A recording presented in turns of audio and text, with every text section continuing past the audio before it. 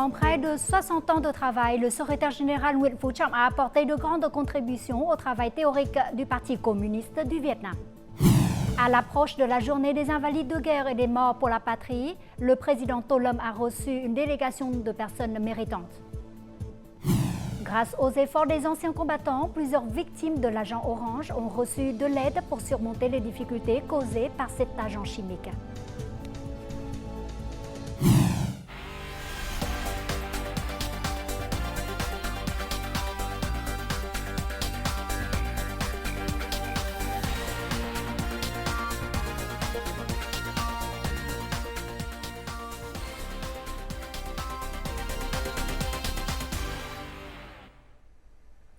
Mesdames et messieurs, bonjour. Merci d'être avec nous dans cette nouvelle édition du journal francophone.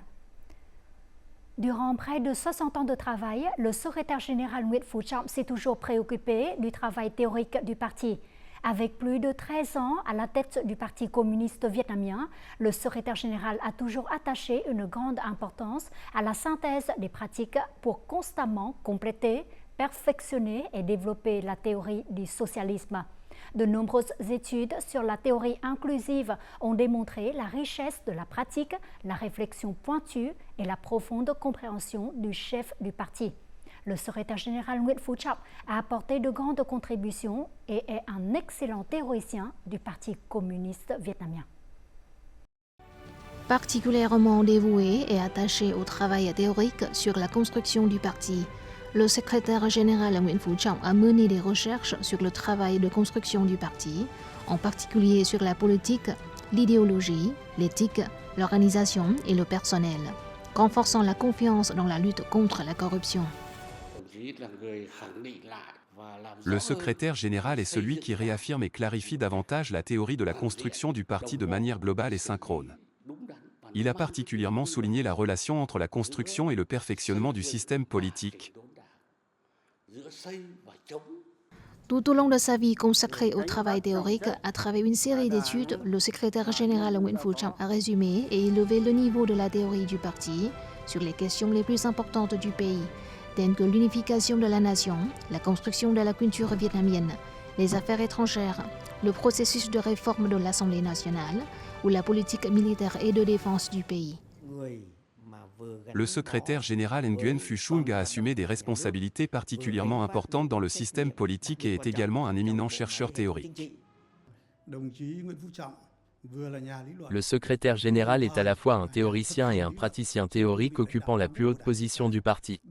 Il a profondément absorbé l'idéologie de Ho Chi Minh, les réalisations et les théories des dirigeants précédents, résumé la pratique et élevé la théorie à un nouveau niveau.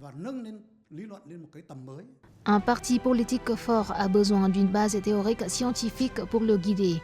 Sans théorie, ce parti politique perdra sa direction. Par conséquent, le grand et excellent héritage théorique du secrétaire général Nguyen Phu Trọng continuera de consolider et d'enrichir le trésor théorique du parti. C'est la ligne directrice pour le parti et le peuple tout entier, croit fermement à la voie du socialisme.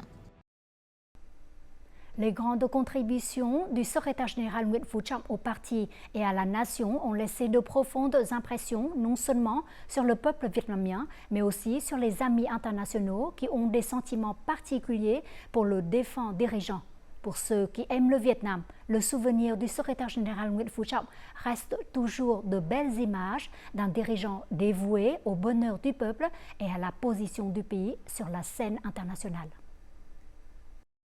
Monsieur Trọng, il a marqué vraiment de son empreinte la politique de son pays, aussi bien en interne, dans le développement très rapide du Vietnam, qui s'est poursuivi tout au long de son mandat, et puis également dans la politique internationale, dans cette politique d'amitié élargie avec beaucoup de pays, dont la France. Et au mois d'octobre dernier, le président de la République et le secrétaire général s'étaient entretenus pendant plus d'une heure. Et à cette occasion, le secrétaire général avait vraiment marqué avec force son attachement à ce partenariat franco-vietnamien. Donc pour nous, Français, et bien évidemment, l'image, le rôle du secrétaire général aujourd'hui disparu est directement lié à cette volonté commune de nous engager pour le Vietnam et pour l'amitié entre la France et le Vietnam. Le secrétaire général Nguyen Phu Trong exerce une grande influence au Vietnam. Il faut mentionner sa campagne anticorruption qui n'a pas de zone restreinte. Les responsables, même à des niveaux très élevés, doivent être tenus responsables de leurs actes. Au niveau international, nous sommes également très impressionnés par le leadership du secrétaire général Nguyen Phu Trong qui a fait du Vietnam un partenaire économique et politique solide de plusieurs pays du monde. Il a renforcé la position du Vietnam dans le cadre des forums multilatéraux dont la Suisse est membre, ainsi qu'avec des organisations telles que les Nations Unies, l'ASEAN et le Forum économique mondial. Le secrétaire général Nguyen Phu Trong a fait preuve d'un esprit de détermination et d'intégrité dans le traitement de cette question. Et il a reçu le soutien du peuple. La lutte contre la corruption a contribué à améliorer l'efficacité de la gestion de l'État et à accroître la réputation du Vietnam tant sur la scène internationale qu'à l'intérieur du pays.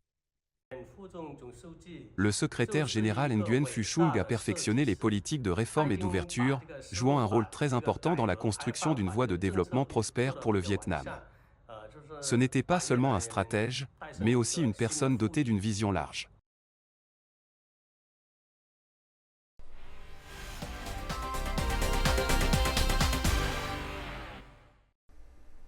À l'occasion de la 77e journée des Invalides de guerre et des héros morts pour la patrie, 27 juillet, ce lundi à Hanoï, le président Tô Lâm a rencontré une délégation des personnes ayant rendu des services méritoires à la Révolution. Avant la rencontre, le chef de l'État et les 71 délégués ont observé une minute de silence à la mémoire du secrétaire général Nguyễn Phú Trọng. Au nom des dirigeants du parti et de l'État, le président Tô Lâm a exprimé sa profonde gratitude envers ceux qui ont sacrifié leur vie pour la nation. Il a souligné l'engagement indéfectible du parti et de l'État à soutenir les familles des soldats tombés au champ d'honneur, les invalides de guerre et les vétérans. Il a également insisté sur l'importance de garantir que les politiques sociales et les bénéfices du renouveau soient pleinement accessibles à ceux qui ont contribué à la Révolution.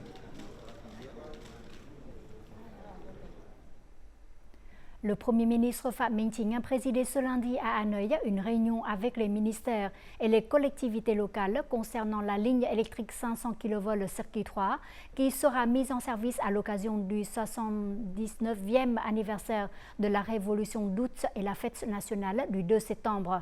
Cette nouvelle ligne reliant Phô Nối dans la province septentrionale de Hưng Yên à Quảng Trạch dans la province centrale de Quảng Bình vise à renforcer la capacité de transmission électrique du Vietnam, assurant ainsi une gestion efficace et équilibrée de l'approvisionnement en électricité à travers le pays.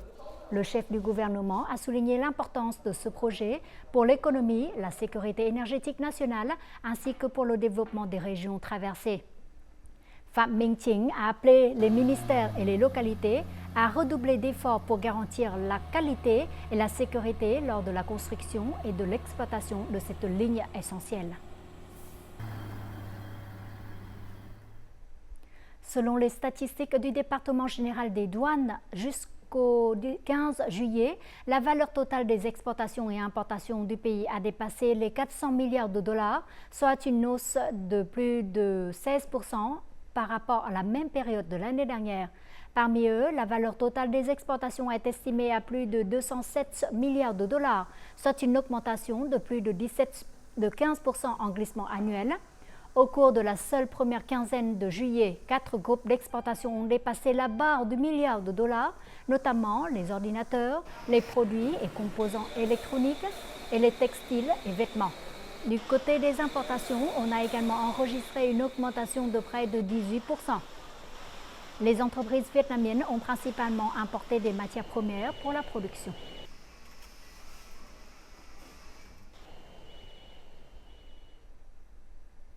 L'industrie textile indonésienne est soumise à de fortes pressions lorsqu'elle ne peut pas rivaliser avec les produits importés.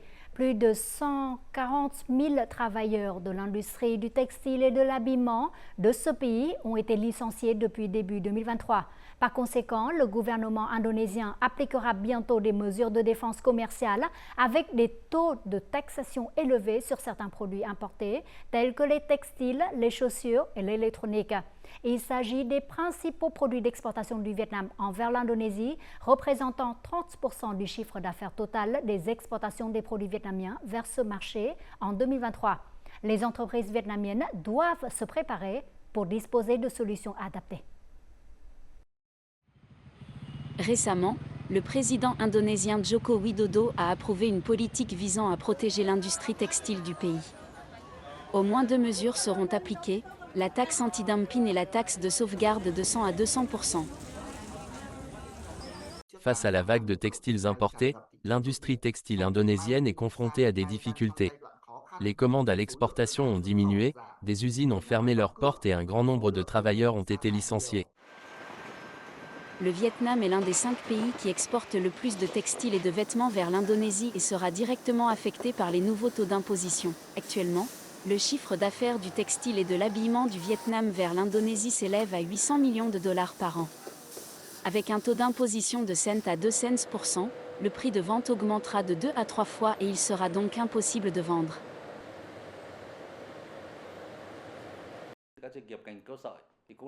Les entreprises de l'industrie de la filature devront également envisager de travailler avec des partenaires. Le nouveau taux d'imposition créera une pression sur les prix des produits fibreux vietnamiens entrant sur le marché indonésien. Nous devons envisager des solutions alternatives, comme l'expansion vers d'autres marchés. Outre le textile et l'habillement, l'Indonésie devrait appliquer des mesures de défense commerciale aux chaussures et aux produits électroniques. Il s'agit des principaux produits d'exportation du Vietnam vers le marché indonésien, avec un chiffre d'affaires total à l'exportation s'élevant à 1,5 milliard de dollars en 2023. Les résultats des poursuites en matière de défense commerciale dépendent grandement des efforts déployés par les entreprises pour se préparer à réagir. Les entreprises doivent préparer des papiers et des documents pour prouver les coûts de production et maintenir un système comptable transparent. Le Bureau commercial du Vietnam en Indonésie recommande aux entreprises et associations exportant des textiles, des chaussures et des produits électroniques au Vietnam de surveiller de près les informations du ministère de l'Industrie et du Commerce afin de pouvoir réagir rapidement. Notre journal continue avec les taux de change et l'indice de la bourse du Vietnam.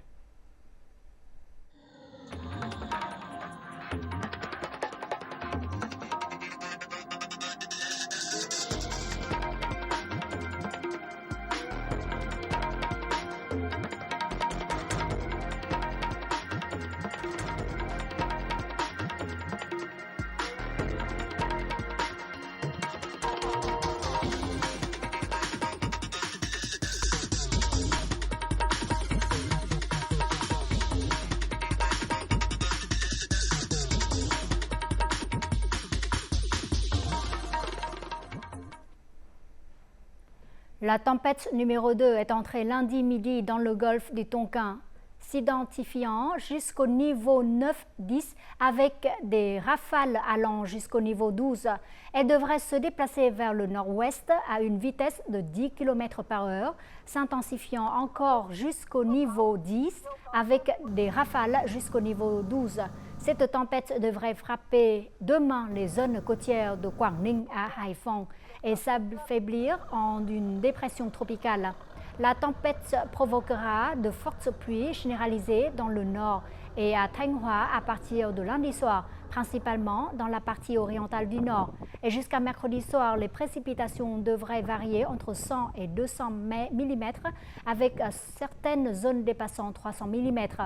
Les hauts plateaux du centre et les régions du nord-sud connaîtront également des orages épars et de fortes pluies en raison de la mousson du sud-ouest. En réponse aux graves dégâts causés par les fortes pluies et les glissements de terrain de ces derniers jours, la province de Hà Giang a intensifié ses efforts pour inspecter et aider les habitants à déménager leurs maisons des zones dangereuses. Depuis juillet, le district de Merva a alloué à lui seul plus de 700 millions de dong pour soutenir la relocalisation de 23 ménages des zones dangereuses. 30 millions de dong supplémentaires ont été accordés à chaque foyer relocalisé. Les sites de relocalisation se trouvent à une distance sûre des zones sujettes au glissement de terrain. Les maisons situées dans ces nouveaux emplacements doivent utiliser une toiture en tuiles ou en métal et les toits doivent être sécurisés pour résister au vent fort et à la grêle et être également capables de collecter l'eau de pluie pour un usage domestique. Plus de 60 ans après le premier épandage de cet herbicide massivement utilisé par l'armée américaine durant la guerre, de nombreux Vietnamiens continuent de souffrir de ses effets. Selon l'Association des victimes vietnamiennes de l'agent orange, le pays compte plus de 4,8 millions de personnes directement exposées aux défoliants, dont 3 millions en subissent encore des séquelles. Au fil des années, de nombreux anciens combattants ont défendu les qualités des soldats de l'oncle Ho en soutenant leurs camarades et leurs descendants victimes de l'agent orange à surmonter les difficultés causées par cet agent chimique.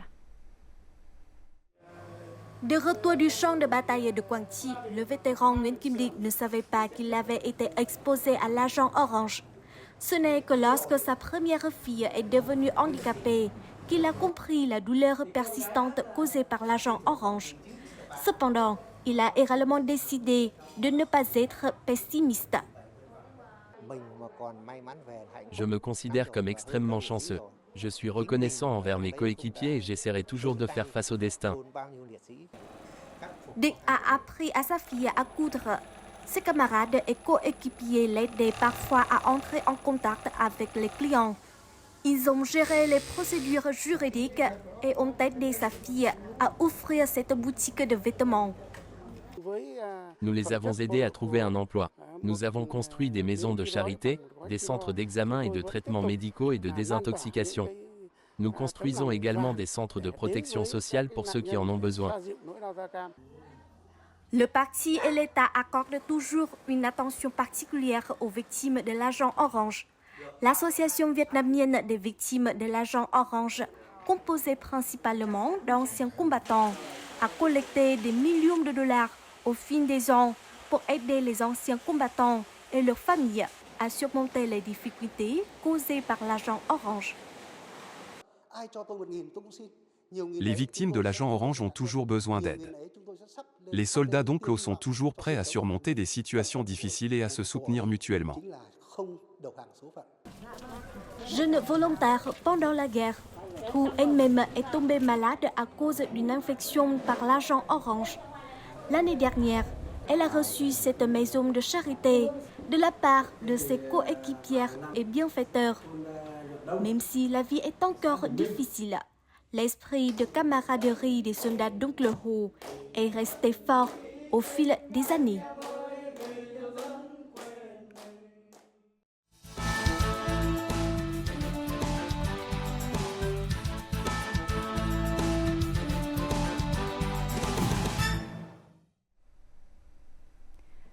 Un vase à fleurs, un bébé et une femme, ces œuvres d'art exceptionnelles sont réalisées sans utiliser de pinceau ni de peinture.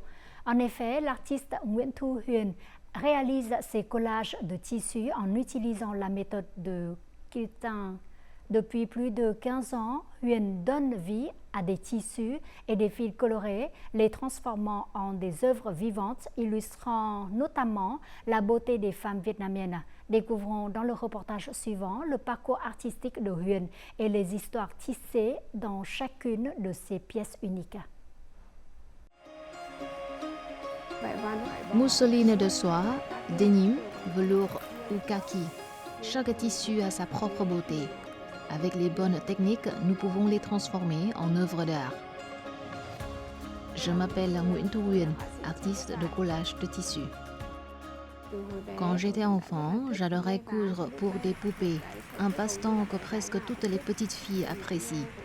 Mon amour pour la peinture et les teintes vibrantes des tissus et des textures s'est développé au fil du temps. ce qui m'a amené à poursuivre des études en design de mode. Au fil du temps, j'ai transformé mes petites peintures en œuvres plus artistiques et depuis 16 ans, je me suis profondément immergée dans l'art du collage de tissus. La première étape est d'esquisser la peinture sur papier. Ensuite, choisissez le tissu et les couleurs adaptées. Il faut utiliser un stabilisateur de tissu pour rigidifier les pièces afin d'éviter les filochages après la coupe. Et puis, je redessine sur le tissu et assemble progressivement les pièces. Enfin, du fil est utilisé pour donner plus de profondeur et de richesse à la peinture. Il n'y a pas beaucoup d'artistes de collage de tissu au Vietnam. Depuis 16 ans, je découvre les choses par moi-même. J'apprends des techniques et je rends mes œuvres uniques. La plupart des artistes utilisent de la mousseline, un tissu fin. Les tissus plus épais avec des motifs rendent plus difficile la création de profondeur et le mélange des couleurs. Cependant, j'aime utiliser différents tissus et explorer différentes méthodes de collage. C'est pourquoi certaines de mes œuvres sont majoritairement en mousseline, tandis que d'autres utilisent uniquement du denim ou des tissus synthétiques.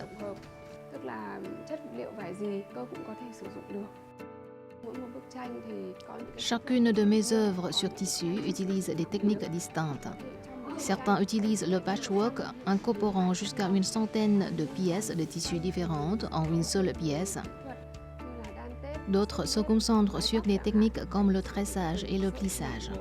Par exemple, pour représenter un champ de riz, j'ai méticuleusement coupé chaque fibre du tissu au lieu de peindre les lignes pour créer les tiges de riz.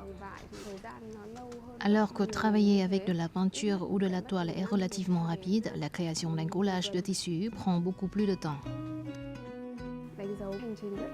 Pour marquer mon voyage d'une décennie avec le collage de tissu, j'ai inauguré ma première exposition personnelle intitulée « Je peins des rêves ». Les 20 œuvres exposées mettent majoritairement en scène la beauté féminine. Certaines pièces représentent le désir de vivre d'une femme, tandis que d'autres capturent la tendre joie d'une mère berçant son enfant. Il existe également des représentations délicates des femmes de Hanoï avec des patchworks audacieux. C'est pourquoi j'ai intitulé l'exposition « Je peins des rêves ». Il exprime les rêves que je n'ai pas encore réalisés et tisse les histoires et les rêves d'autres femmes de notre société.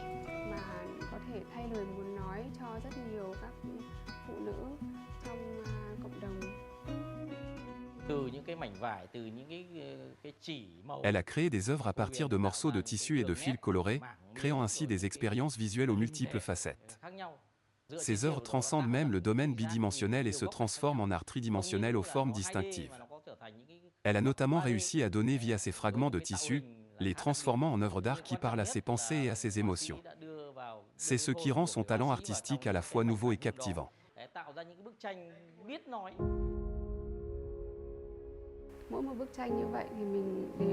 Chacun de mes collages est imprégné d'émotions uniques. Celui-ci derrière moi capture mes sentiments envers ma première fille, alors qu'elle n'avait que 3 ou 4 ans. Il incarne un sentiment de pureté, d'innocence et d'émerveillement enfantin. Un bébé qui dort paisiblement en harmonie avec la nature au milieu des vagues, de l'herbe et des fleurs.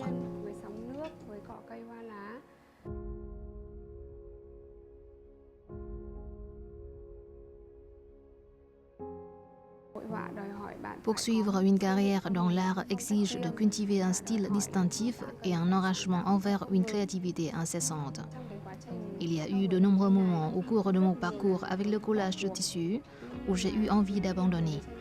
Pourtant, ma passion pour cette forme d'art reste inébranlable et je suis constamment en recherche d'inspiration pour créer des pièces vraiment distinctives.